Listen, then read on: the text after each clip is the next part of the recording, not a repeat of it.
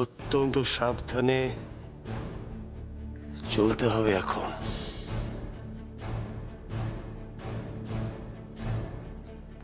অত্যন্ত ধৈর্য সহকারে ফেলতে হবে আমার প্রত্যেকটা পদক্ষেপ। মহারাজ ও উপতিষ্য আর বৌরানী যেন কোন অক্ষরেও আমার পরিকল্পনার কথা জানতে না পারে।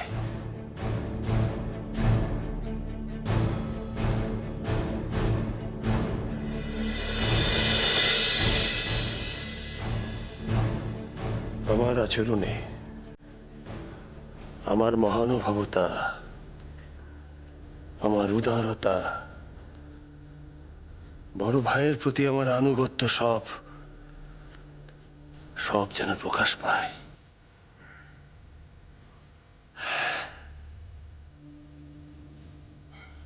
কিন্তু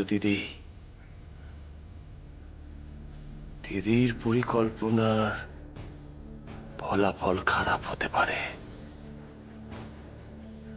সেক্ষেত্রে আমাকে আমার মাথা ঠান্ডা রাখতে হবে, একদম ঠান্ডা, একদম ঠান্ডা।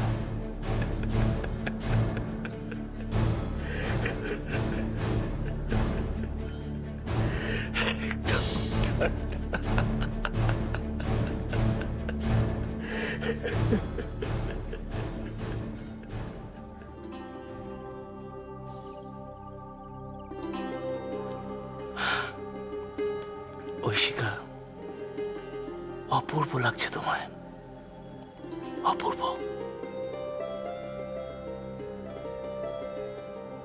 কি হলো, চুপ করে রইলে যে?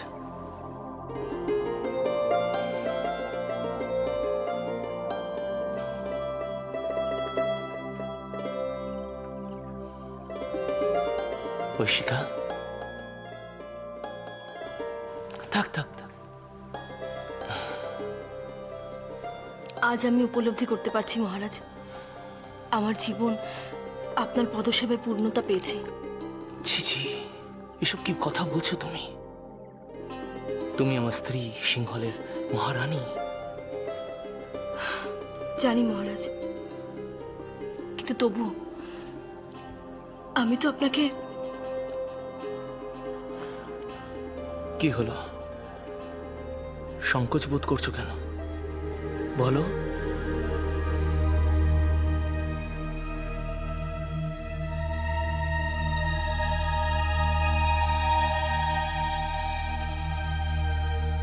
জানো ঐশিকা, আমার পুরনো দিনের কথাগুলো মনে পড়ে যায়।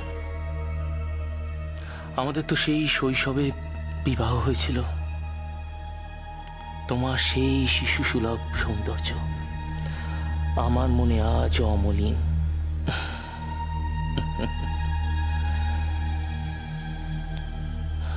ঐশিকা, আমি এখন বুঝতে পারি তোমাকে পেয়ে আমার জীবন পরিপূর্ণতা পেয়েছে।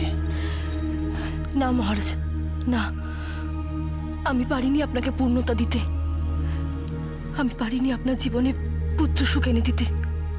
এই তুমি কি বলছো ঐশিকা? পুত্র সুখ তুমি আমার কাছে খনাকে এনে দিয়েছ। কিন্তু মহারাজ, পুত্র ছাড়া একজন রাজা, লোকে তো নানা কথা বলে।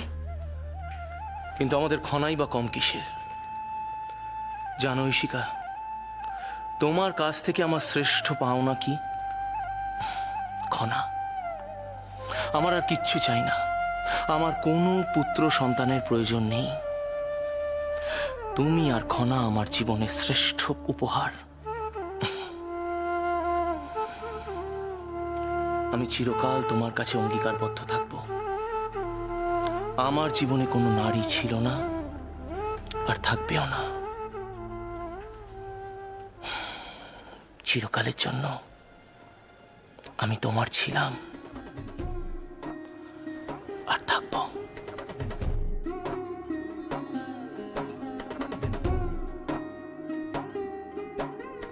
রাজকুমারী,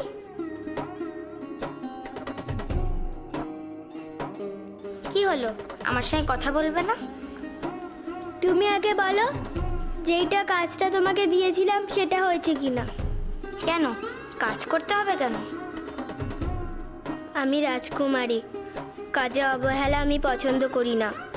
তুমি বলো মালা এনেছো কিনা। বলবো না, আগে বলো তুমি আমার বন্ধু হবে? তুমি মালা দেখাও, যদি আমার পছন্দ হয় তাহলে বন্ধুত্ব করব। কি কি গপ্প হচ্ছে? হ্যাঁ, কি হচ্ছে? দেখো না রাজিমা, আমি একটা কাজ দিয়েছি। রাজকুমারী আমার সঙ্গে বন্ধুত্ব করছে না। বন্ধুত্ব? ওরে সর্বনাশ, বন্ধুত্ব করছে না? না, আমি তোমার সাথে বন্ধুত্ব করব না।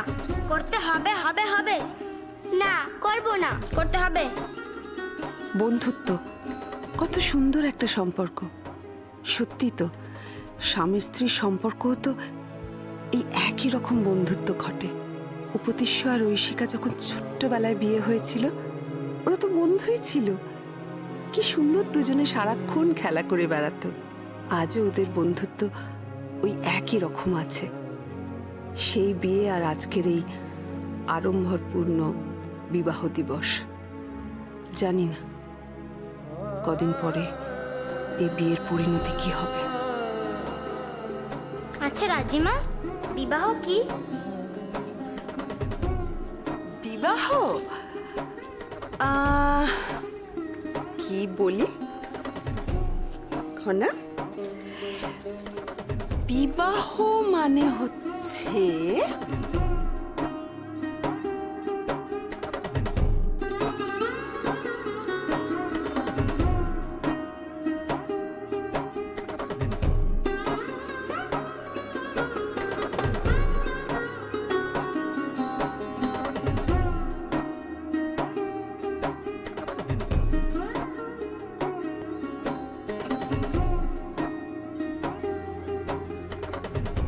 রাজকুমারী,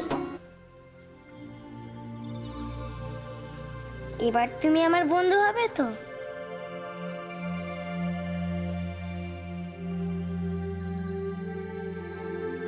খুব সুন্দর মালাগুলো, আমার খুব পছন্দ হয়েছে।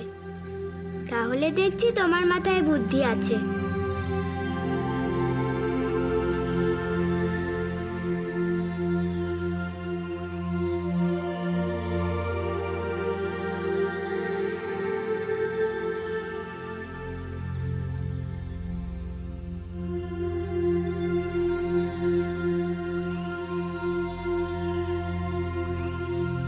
দেখেছো আমার মা বাবাকে ভীষণ সুন্দর লাগছে।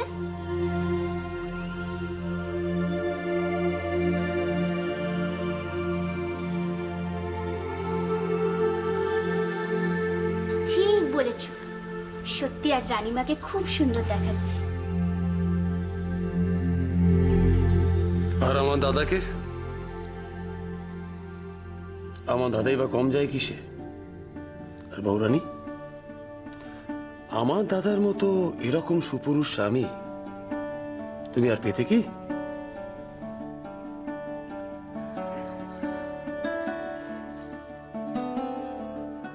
এই না হলে সিংহলের মহারাজা মহারানী।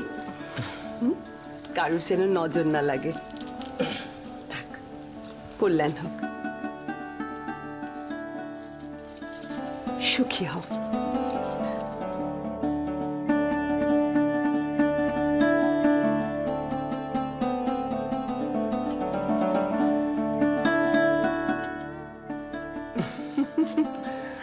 এই মালা দিয়ে কি হবে মা? রাজিমা, মালা বদল কখন হবে? মালা বদল? মালা বদল তো এক্ষুনি হবে। চল, এসো, বসো তোমরা।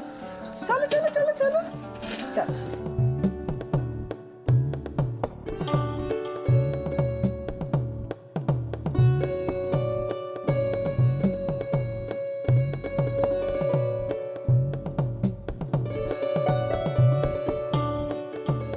বৌরানী, এবার মারা বদলটা করেই ফেলো।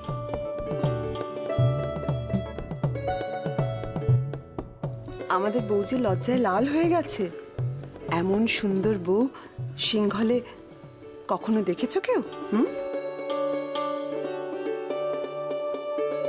আপনাদের বিবাহের শতবর্ষেও যেন এরম আমন্ত্রিত হয়ে আসতে পারি। আপনাদের বিবাহিত জীবন যেন সদা সুখের হোক। এটা কি হলো খানা? তুমি তোমার বাবা মাকে কোনো উপহার দেবে না?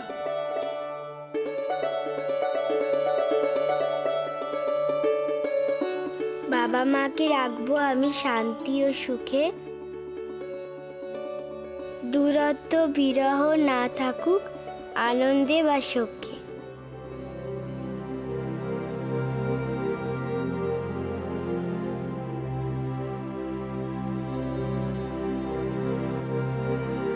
কিন্তু ত্রিজটা কোথায়? আমি এখানে।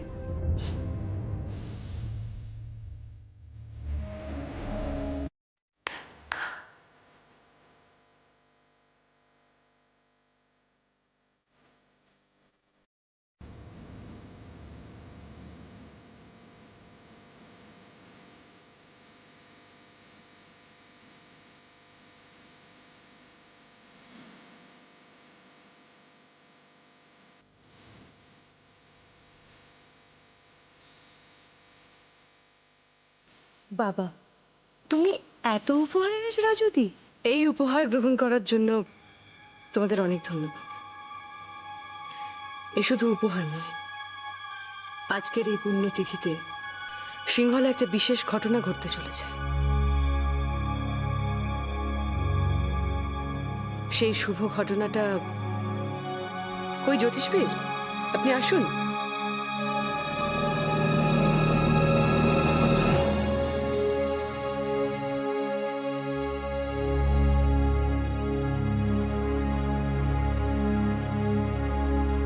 আপনাদের সকলের মহারাজ আমার ভাই উপতিষ্যের দ্বিতীয় বিবাহের জন্য আমাদের রাজিমা অর্থাৎ উপতিষ্য আমার আর মহানামার কাকিমা তিনি স্বয়ং মত দিয়েছেন।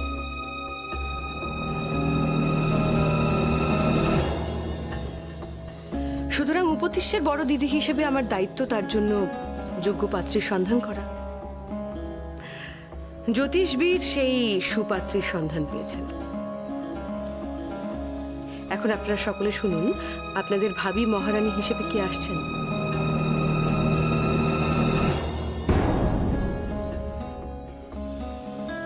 বলুন জ্যোতিষবীর, আপনার কথা শোনার জন্য আমরা সকলেই উদ্গ্রীব হয়ে রয়েছি। পাত্রী হলেন কদম্ব রাজবংশের একমাত্র কন্যা,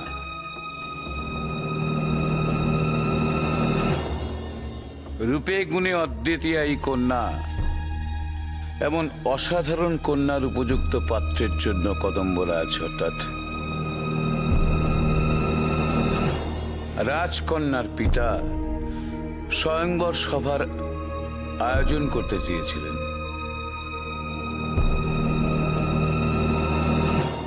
সেই সময় নানা চেষ্টা করে বহু যোগাযোগকে কাজে লাগিয়ে আমি কদম্ব রাজকে সম্মত করাতে পেরেছি।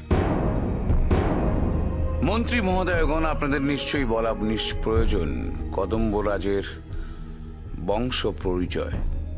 আরো মনে করিয়ে দিই, কদম্ব রাজ্য কিন্তু শক এবং বকাটোর রাজ্যের বন্ধু রাজত্ব, যারা একত্রে ভারতবর্ষের সম্রাট চন্দ্রগুপ্তকে দমন করার জন্য আহ্বান জানিয়েছে।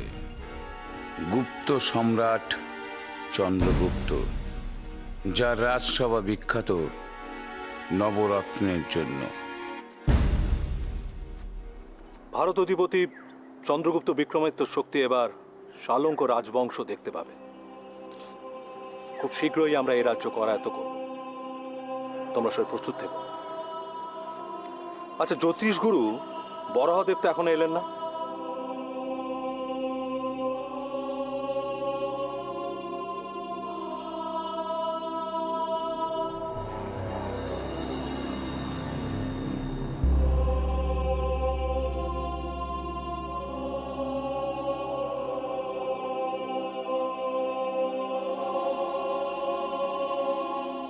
প্রণাম জ্যোতিষ। এখানে আসতে এত বিলম্ব হলো যে?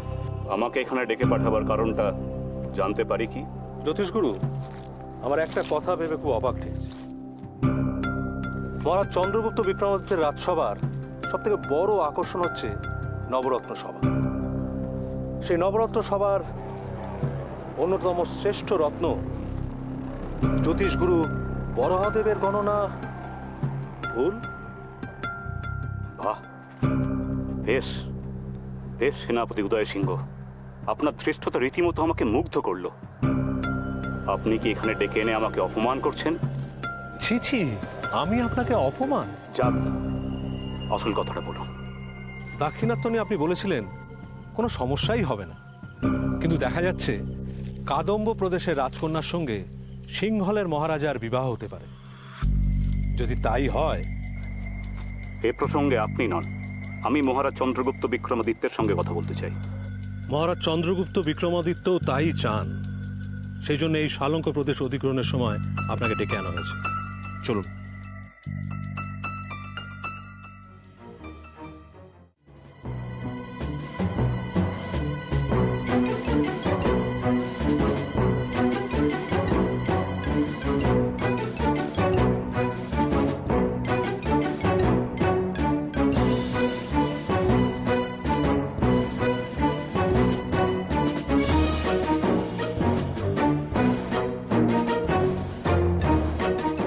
প্রণাম মহারাজ। জ্যোতিষগুরু বরাহদেব আপনার দর্শন পান।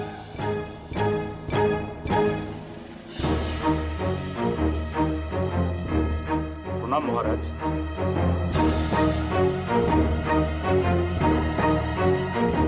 বলুন তো জ্যোতিষগুরু, এই তীরটা ঠিকভাবে লক্ষ্যভেদ করবে কিনা?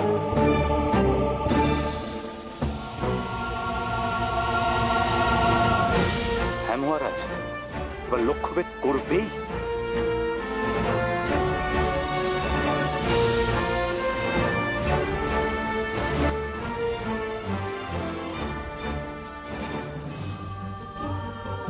এই কথাটার জন্য কি খুব বেশি গণনার দরকার ছিল বরাহদেব?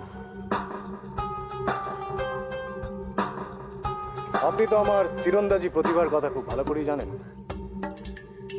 ক্ষমা করবেন মহারাজ, আপনার পূর্ববর্তী প্রচেষ্টাটা কিন্তু ব্যর্থ হয়েছিল। ঠিক যেমন আপনার দাক্ষিণাত্যে গণনাটা ভুল ছিল,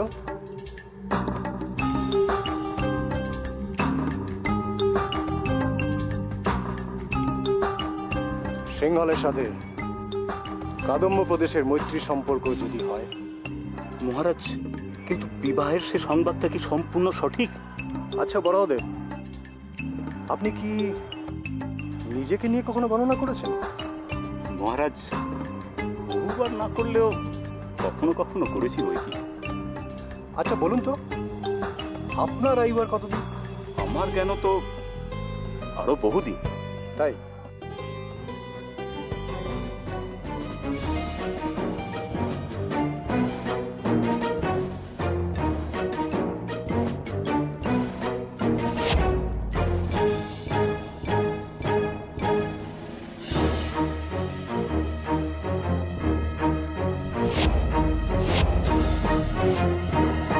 নিশ্চিতভাবে বলুন তো, আর কতদিন?